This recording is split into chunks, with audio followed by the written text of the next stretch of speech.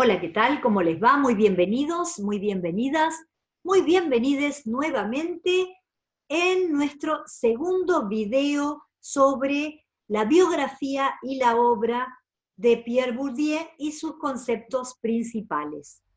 Y nos habíamos quedado justamente en la revisión de esta categoría, que es la categoría de hábitus. Vamos a leer entonces.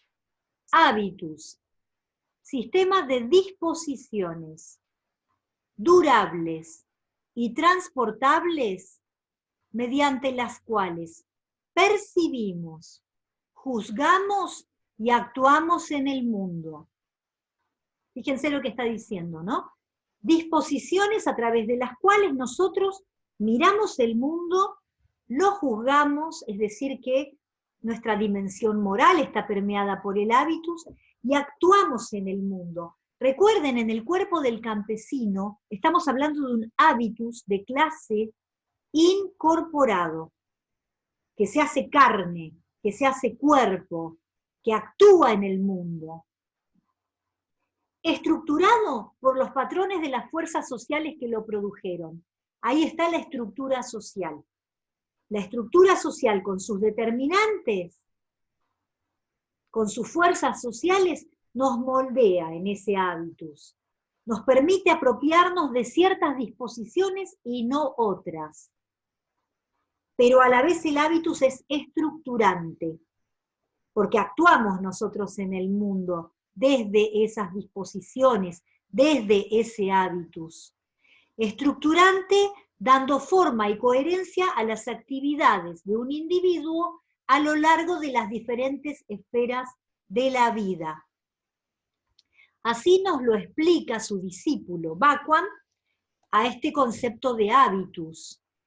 Y Bourdieu, en este texto, en el sentido práctico, ¿sí? Que también vean, está en español, y salió en esta versión que sacó siglo XXI, nos dice, en este texto de los años 80, de 1980, hábitus como sistemas de disposiciones duraderas y transferibles, estructuras estructuradas, predispuestas para funcionar como estructuras estructurantes, es decir, como principios generadores y organizadores de prácticas y representaciones que pueden estar objetivamente adaptadas a su fin sin suponer la búsqueda consciente de fines.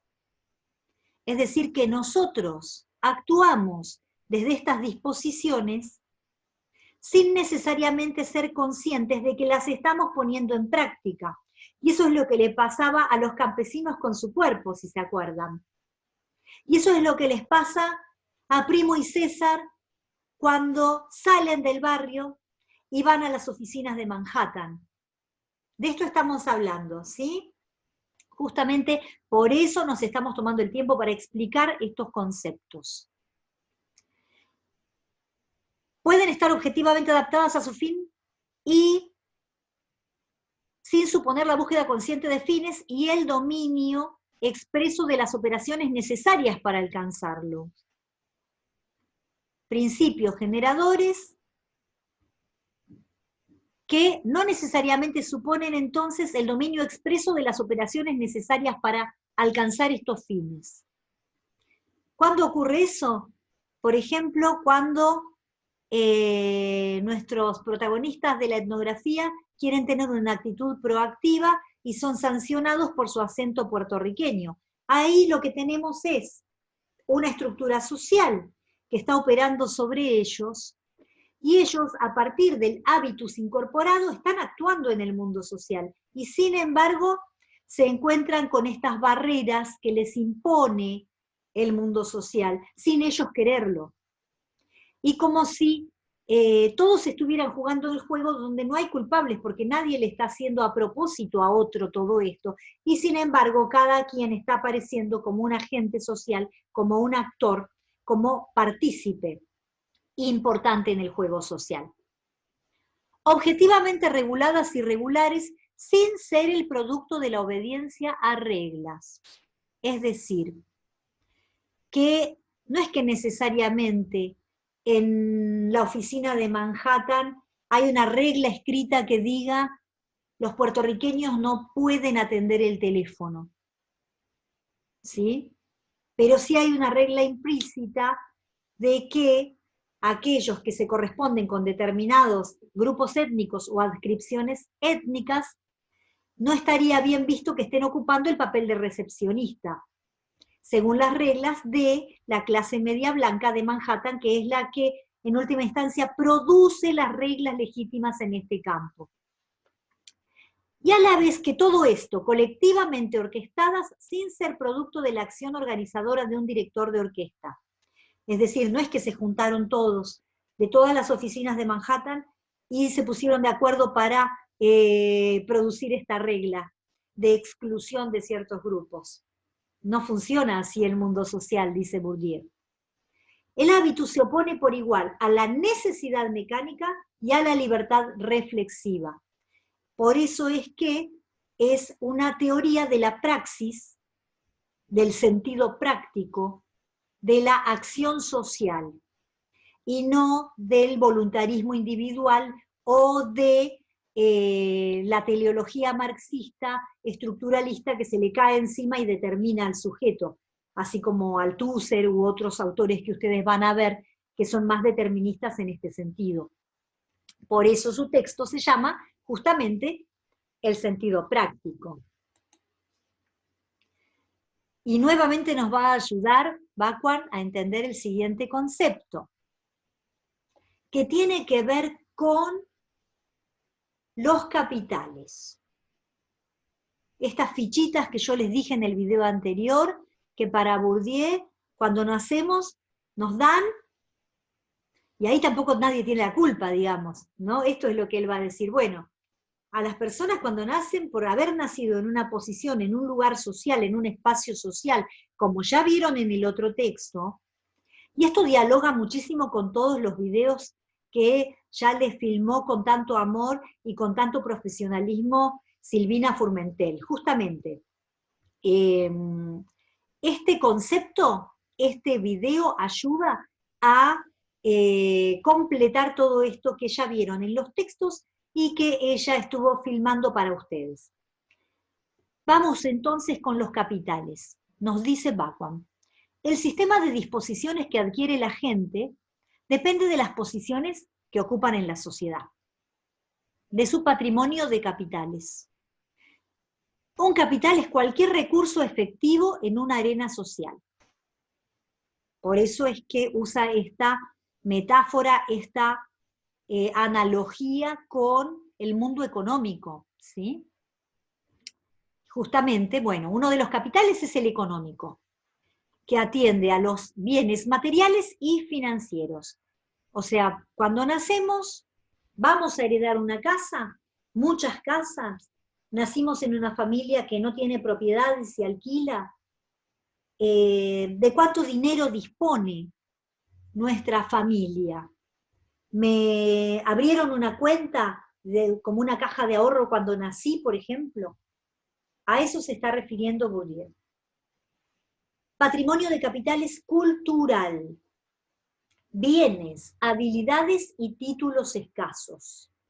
Es decir que ir a la universidad y tratar de llegar a tener un título, que es un capital cultural objetivado, va a ser producto de un esfuerzo, y en ese sentido el capital cultural es el que ofrece para Bourdieu la posibilidad de movilidad social, y por eso las narrativas sobre educación tienen que ver con la movilidad social ascendente, porque es un capital que dependiendo del lugar, y ahora sí del lugar del país donde hayamos nacido, tenemos la posibilidad de acceder a la educación como un derecho. Y en ese sentido, permite que personas que en otros países deberían endeudarse, por ejemplo, para pagar su título universitario, aquí puedan hacerlo. Y en ese sentido, el capital cultural va a depender, y en esto es que nos da la ilusión de lo meritocrático, del esfuerzo que hagamos para apropiarnos de ese capital, que es más difícil en el caso de los otros capitales, ¿sí?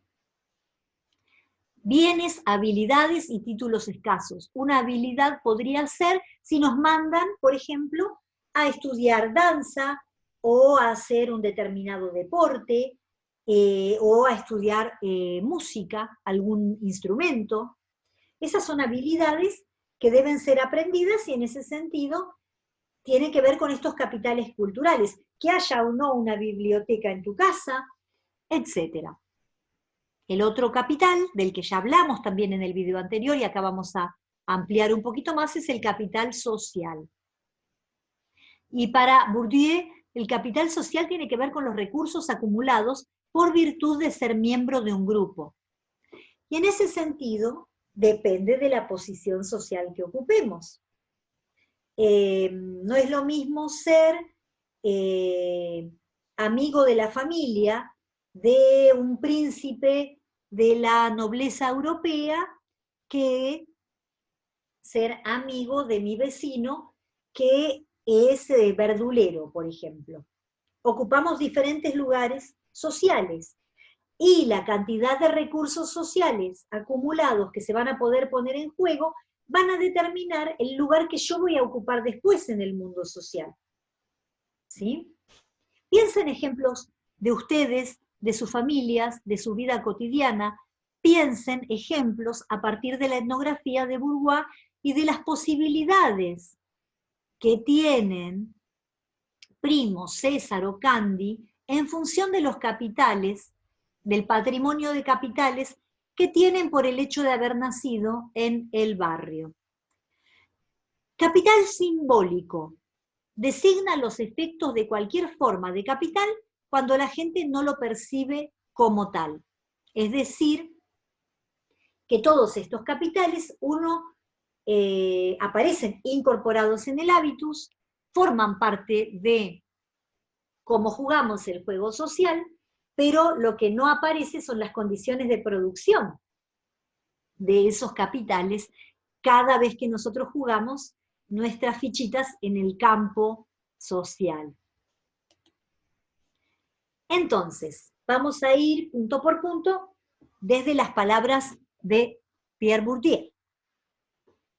Las formas de capital. Nos dice Bourdieu, el capital es trabajo acumulado en forma de materia, en forma interiorizada o en forma incorporada. En forma de materia, trabajo social acumulado sería, por ejemplo, una casa. En forma interiorizada, por ejemplo, un saber. En algún momento yo tuve que ponerme a leer la obra de Bourdieu para poder hoy contarles los conceptos centrales del autor. Y en forma incorporada va a tener que ver con el hábitus de clase, es decir, el modo en el cual nos enseñaron a comer de una determinada manera, a caminar de una determinada manera, qué nos gusta y qué no nos gusta, es parte de este capital social, por ejemplo, incorporado, capital cultural incorporado, hecho cuerpo. ¿Sí? Y acá es central de vuelta que vuelvan a pensar en los ejemplos de Patrick Champagne, de la vergüenza que le daba a los campesinos en la playa, ¿sí? Y de, por supuesto, el texto de Bourdieu sobre el baile de los solteros, y qué les pasaba cuando contrastaban sus modos campesinos con los modos de los hombres que vivían en la ciudad y que eran un mejor partido para las chicas. Sin embargo, dice Bourdieu, la acumulación de capital requiere tiempo. Puede producir beneficios, puede reproducirse a sí mismo o incluso puede crecer. Y, por ejemplo, llegar a tener una carrera universitaria, es decir, interiorizar una serie de saberes por los cuales después la institución universitaria va a acreditar que nosotros tenemos la credencial, somos profesionales aptos para desarrollar esas incumbencias laborales, va a llevar tiempo, requiere tiempo. Puede producir beneficios, quizás consigamos un mejor trabajo que el que consiguieron nuestros padres o nuestros abuelos. puede reproducirse a sí mismo, es decir, estamos haciendo todo este esfuerzo para llegar a tener más o menos lo mismo que nuestra familia, o puede incluso crecer, va a decir Bourdieu. El capital económico es algo que directa e inmediatamente se puede convertir en dinero. ¿Sí? Yo puedo vender una casa y tener dinero. Puedo vender un auto y tener dinero. Heredé la casa de mis abuelos con mis hermanos y entonces podemos transformarlo en dinero. Porque se relaciona con un modo institucionalizado por ley en forma de derechos de propiedad. Y también tiene que ver con prácticas orientadas por el cálculo económico de beneficios. Es decir, que el trabajo, por ejemplo, ¿no? Ya lo vimos esto con Folari, con el tema de la modernidad, y también lo vemos con un autor fantástico que es Greber, que plantea un tema muy polémico que tiene que ver con trabajos de mierda, y que es un video que la profesora Bárbara Gershman tiene para ustedes, y es buenísimo porque justamente tiene que ver con estas prácticas orientadas por el cálculo económico, y lo que ya vimos que se produce en el marco de la posmodernidad, esta tensión respecto de trabajo y realización personal. ¿Qué pasa con estas cuestiones? ¿Qué pasa con la dimensión de la alienación y con la dimensión del deseo y la pasión? Y el dinero, por supuesto. Esto estaba en Poder y Derecho en las clases sociales. Poder, Derecho y Clases Sociales, ¿sí? Un texto del año 2000. Bien. El capital cultural, entonces, puede estar incorporado, ¿sí? Incorporado, hecho carne, ¿sí? Como el cuerpo del campesino. ¿Cómo? En forma de disposiciones duraderas del organismo, va a decir él. Eso cuesta tiempo y presupone una interiorización intransferible. Aprender a caminar como una modelo es algo que solo esa persona puede hacer. Puede enseñar a otros, por supuesto, pero el aprendizaje de la incorporación de ese hábitus es intransferible. ¿Puede estar en estado objetivado? Por supuesto. Aquí tenemos Capital Cultural Objetivado. Todos estos libros son bienes culturales, ¿sí? Que están objetivados en un objeto, justamente, en un libro. Pueden estar también en estado institucionalizado. Por ejemplo, los títulos, ¿sí? Las credenciales educativas. Ese es el capital cultural, y fíjense que el capital cultural tiene una fuerza mayor puesta en las disposiciones que las personas hagan y el esfuerzo propio vinculado con el aprendizaje, ¿sí? Con la enseñanza y el aprendizaje. Y por último, el capital social. El capital social, fíjense lo que dice Bourdieu, es una red duradera de relaciones. ¿Sí? Todos los contactos que tenemos, los conocidos, los amigues, eso es el capital social. Esa gente a la que podemos llamar para que nos ayude a conseguir un trabajo o para conseguir algo un poquito más rápido que de otra manera llevaría un vericueto muy largo. Capital social. Red duradera de relaciones, de conocimiento y reconocimiento mutuos. Claro, por ahí yo creo que el otro es mi amigue, pero resulta que el otro no me considera a mí como tal. Por eso tiene que haber reconocimiento. ¿En qué se basa este reconocimiento? Dice Bourdieu, en la pertenencia a un grupo. Y esa pertenencia forma parte del reconocimiento. Es gente como uno. Existe sobre la base de relaciones de intercambio materiales y o simbólicas. Por eso es que podemos encontrar en algunos campos que personas de diferentes orígenes, de clase, y con diferentes capitales económicos y culturales, pueden llegar a estar juntos, confluir, formando parte, por ejemplo, de una banda de música, y ahí tenemos un capital social que se construye con base a una pertenencia, a una adscripción al gusto por un determinado tipo de música o por el conocimiento o la disposición, ¿sí?, ya adquirida de saber tocar un instrumento. Existen sobre la base de relaciones, entonces, de intercambio materiales y o simbólicas, no reductibles a relaciones de proximidad geográfica, objetiva, o proximidad económica y social. Y esto es muy importante para comprender el texto, justamente, del espacio social. ¿Por qué? Porque no por el hecho de que vivamos al lado con mi vecino vamos a tener algún tipo de reconocimiento mutuo basado en la pertenencia a un grupo. Quizás el tipo de pertenencia es, bueno, somos todos del mismo barrio, o compartimos alguna posición en el consorcio, como miembro del consorcio del edificio, por ejemplo. Pero no necesariamente va a formar parte de mi red duradera de relaciones. Es decir que por ahí mis vecinos no forman parte de mi capital social, pero sí mis amigos de la facultad, o aquellos con los que cursé mi doctorado. Tampoco la proximidad económica o la proximidad social genera de manera automática esta red de relaciones. Porque esta red de relaciones, dice Bourdieu, es producto de estrategias individuales o colectivas.